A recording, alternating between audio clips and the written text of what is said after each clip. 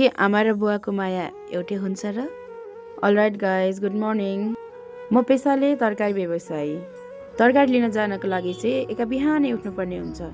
म सँगसँगै मेरी आमा पनि उठ्छिन् र ढोका लगाउनको लागि बस्छिन्।